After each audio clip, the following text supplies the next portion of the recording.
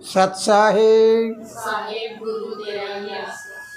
प्यारे बच्चों, आओ हम सब मिलकर प्रार्थना करें कि हे परमपिता परमात्मा, प्रसाद लेने से, प्रसाद वितरण करने वाले को, प्रसाद का प्रबंध करने वाले को जो लाभ होता है, उनका लाभ दिन दूना रात चौगुना आगे बढ़ता जाए।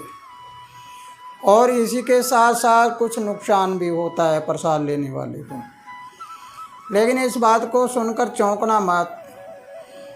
जो प्रसाद लेते हैं वो खाली भी रह जाते हैं, जो प्रसाद लेते हैं वो सब तरह से संपन्न भी हो जाते हैं।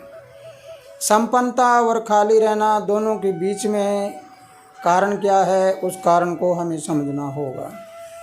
तो आओ हम शुरुआत करते हैं कि जब भंडारे में प्रसाद ले रहे हैं तो हमने कह दिया यहाँ पे हानि भी होती है, तो कैसे होती है इसके बारे में हमें सोचना है। पहले हमारे आश्रम पक्का सौदा धाम, पक्का सौदा गुरुद्वारे के बारे में सोचना है कि यहाँ आने वाले लोग भी संपन्न होते चले जा रहे हैं, यहाँ वाले नीचे चले जा रहे हैं।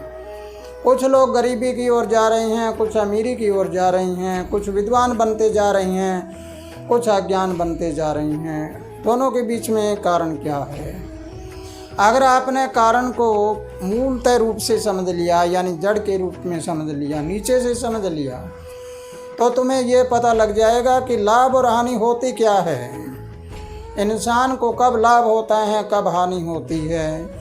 तो आइए शुरुआत करते हैं कि हानि किस वजह से होती है।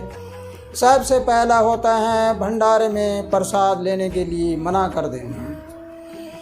हमारे यहाँ आश्रम में काफ़ी प्रेमी ऐसे भी आते हैं जिनको कहे कि आप चलो प्रसाद ले लो, तो वो कहते हैं नहीं, खाना तो खा के आए हैं। इसका मतलब क्या निकला कि वो लाभ लेना नहीं चाहते।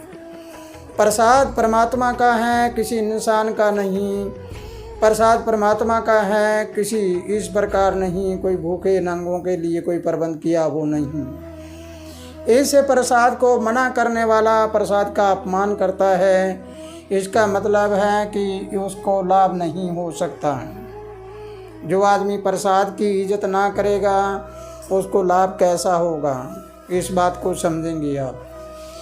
फिर दूसरे नंबर पर आता है कि प्रसाद करने वाला, जो ग्रहण करने वाला है, वो बिना सेवा करे प्रसाद लेता है। यानी वो चलता आता है, हाँ भाई यहाँ प्रसाद बना हुआ है, हलवा है, बूंदी है, जलेबी है, या पूरी है, या और कुछ बना हुआ है, चलो हम यहाँ प्रसाद खाते हैं, प्रसाद लेते हैं। और प्रसाद भी नहीं बल्कि वो खाना खाना कहते हैं। वो इस प्रकार वहाँ पर प्रसाद खाया और कुछ उसने अपनी थाली में छोड़ दिया, कुछ बखेर दिया।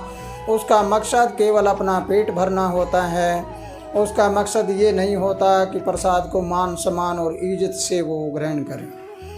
ऐसे इंसान को हमेशा हानि होती है, क्योंकि उसने उसकी कीमत को जाना ही नहीं है, कीमत का पता नहीं, कीमत क्या होती है, प्रसाद कैसा होता है, प्रसाद में क्या चीज़ मिली हुई होती है।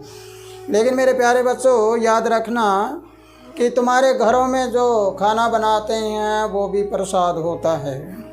शायद आपने देखा होगा, यहाँ भी अनुभव करके देखा होगा।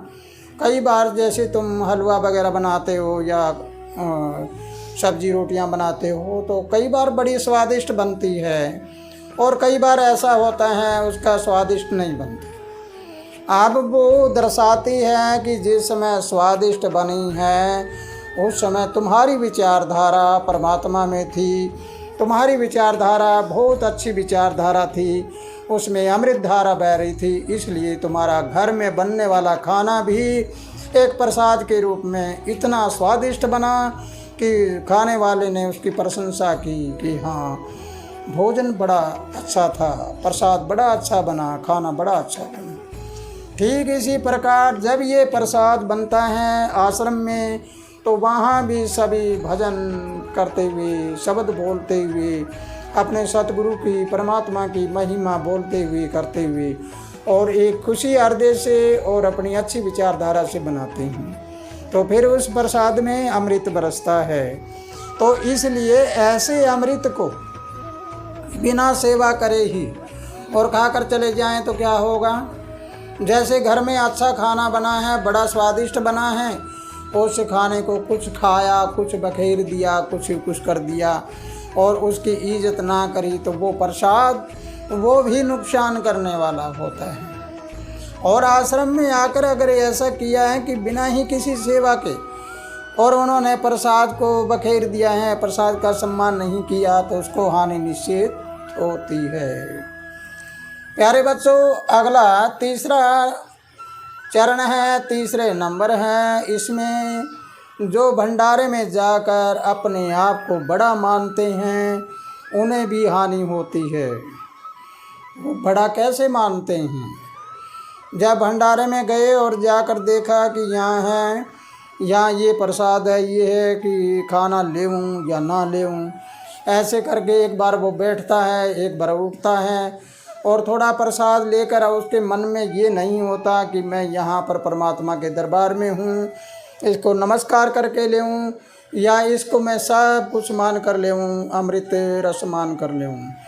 ऐसा मानने वाला इंसान जो प्रसाद का अपमान करता है वो अपने आप को बड़ा मानता है कि मैं बड़ा हूँ। इसलिए जो अपने आप को बड़ा मानता है वो हमेशा नीचे रहता है, उनको लाभ नहीं हानि होती है।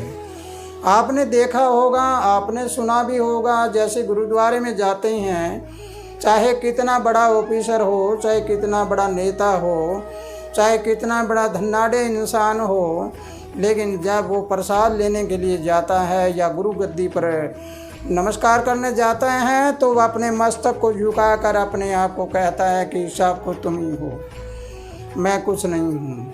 ऐसा झुकने वाला इंसान हमेशा फलदार बन जाता है, उसमें भजन होता है, और जो ऊंचे ऊंचे होते हैं, अहंकारी होते हैं, वो खाली रह जाते हैं। इसलिए प्यारे बच्चों, अगर ये बात समझ आई है तो प्रसाद से हानि भी होती है, प्रसाद से लाभ भी होता है। पिछली वीडियो में आपने सुना कि लाभ कैसे होता है और अभी सुना है आपने हानि कैसे होती है। दोनों वीडियो को मिलाकर तुम्हें देखना है कि लाभ और हानि के बीच में मेरी सोच क्या है। अगर मेरी छोटी सोच है तो समझ लेना छोटी सोच पैर में मोच आगे नहीं बढ़ने देगी। विचारों का सारा खेल है, इसलिए हमारे विचार ये होने चाहिए, प्रसाद है वो परमपिता परमात्मा के नाम का है, और अगर हम इस प्रसाद को तय दिल से, अपने खुश दिल से, प्रेम रूप में लेंगे तो हमें सब कुछ प्राप्त हो जाएगा। तो इसी के साथ प्यारे बच्चों, अगर ये समझ आया है तो प्रसाद का अपमान कभी मत करना। घर में अगर खाना खाते हो तो उसको भी प्रसाद मानना, उसका भी अपमान मत करना। जब भोजन करते हैं, प्रसाद लेते हैं तो एक कण भी वृथा मत जाने देना, क्योंकि हम किसी का मान सम्मान करेंगे तो वो हमारा मान सम्मान करेगा। अगर हम किसी का अपमान करेंगे तो कुदरत हमारा अपमान करेगी। इसलिए सबका आदर सत्कार करो, सबके साथ खुशी से रहो, और प्रसाद है उसके बारे में सोच लेना कि ये पुण्य कर्म भी है और पाप कर्म भी है, तुमने पाप किया या पुण्य किया है। तो इसी के साथ प्यारे बच्चों खुशहाल रहो, आनंद करते रहो। सत साहिब।